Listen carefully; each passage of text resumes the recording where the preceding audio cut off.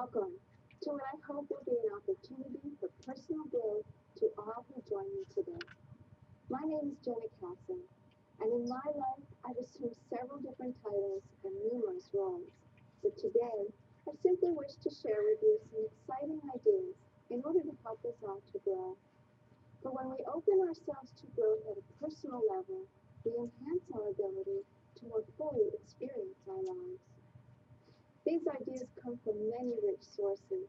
However, the main resources used to formulate this presentation, which I highly recommend, include an audio program entitled Freedom from Fear by Reverend Mary Boggs of the Living Enrichment Institute, a book entitled Feel the Fear and Do It Anyway by Susan Jeffers, Life is an Attitude by Elwood N. Chapman, and finally, Peace, Love, and Healing by Dr. Vernon S. Siegel. I'd like to begin by telling you a story. There once were three brick masons working together on a building. A little boy happened by and asked the first brick mason, "What are you doing?" Without even looking up, he responded, "I'm laying brick." The little boy approached the second brick mason and asked him, "What are you doing?" The second brick mason looked kindly at the boy and said, "I'm building a wall." The little boy approached the third brick mason and asked the same question, "What are you doing?" The brick mason faced him squarely and replied with enthusiasm and obvious pride, "I am building a beautiful cathedral." Now, if this little boy approached you and asked you, "What are you doing?" how would you respond? Do you feel as though you simply laid bricks, or do you retain the original joy and enthusiasm of your life choices? Do you simply go through your routine in an unconscious manner, or do you always keep in the forefront of your mind a vision of your beautiful cathedral? Our minds are very powerful tools. How we experience our life's work, and indeed our lives, is to a great degree a function of what we tell ourselves. You see, the man laying bricks performs the very same task as the man who is building a beautiful cathedral.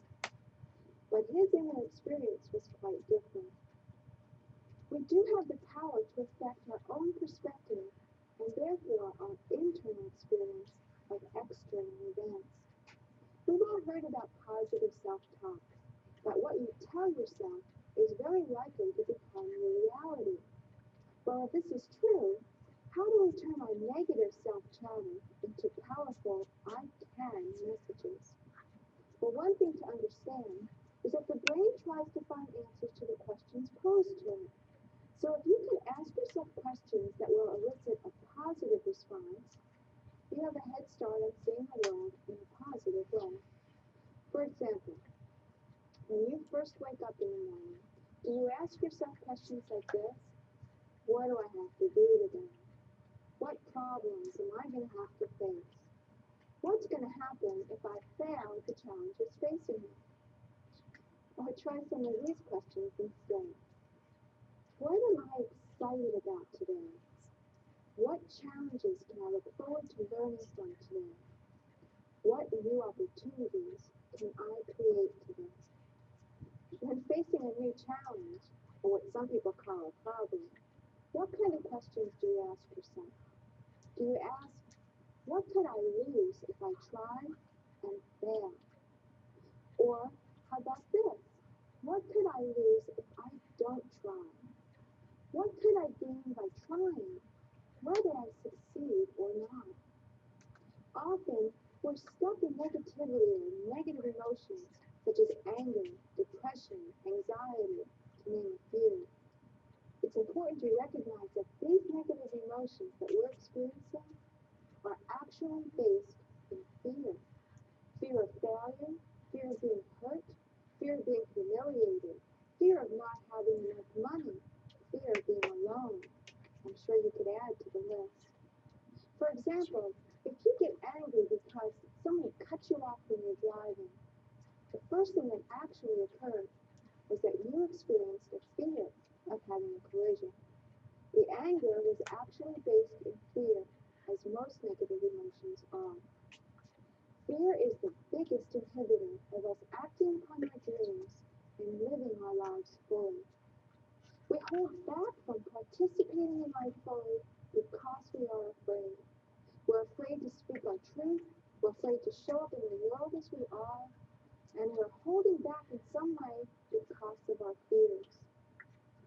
Now, sad to say, it's not possible to do away with fear completely. Every person on this planet experiences fear. We all have fear in our lives. Think about it. Where is fear controlling you right now? We all have fear in our lives. Even the people who are very successful and self-confident, who are out there making their dreams a reality, experience fear. Therefore, fear is not the problem. What we do with the fear is what determines how we live our lives. Although we can't eliminate fear, we can view it differently and deal with it in healthy and productive ways. You see, we each have places, events, situations with which we're comfortable. This is known as our comfort zone. We each have a very unique comfort zone based on our own past experiences, our perceptions of our capabilities, and our willingness to be out in the world. Some people are only comfortable in the confines of their own home. Others venture out into the world, into the workplace, and others still seem to make the whole world their home. But when a challenge is presented that is outside our personal comfort zone, fear appears.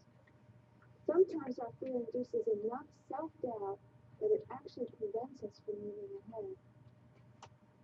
We allow the fear to immobilize us and to stop us from living fully or realizing our dreams. Well, what's the alternative? If we could shift our perspective and see fear instead as an ally that's telling us, proceed with caution, but proceed.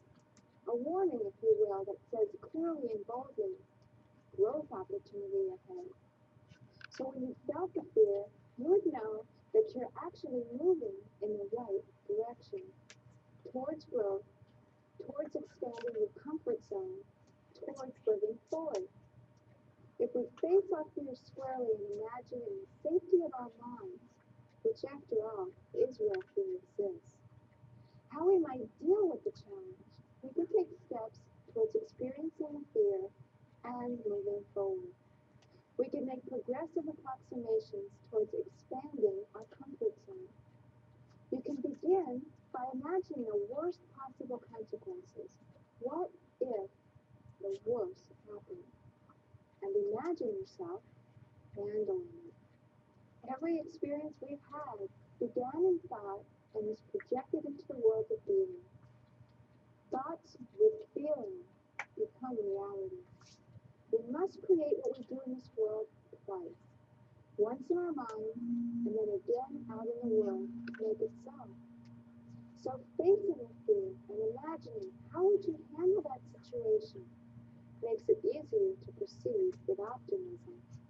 And as Oscar Wilde said, the basis of optimism is sheer terror. But how can we get past our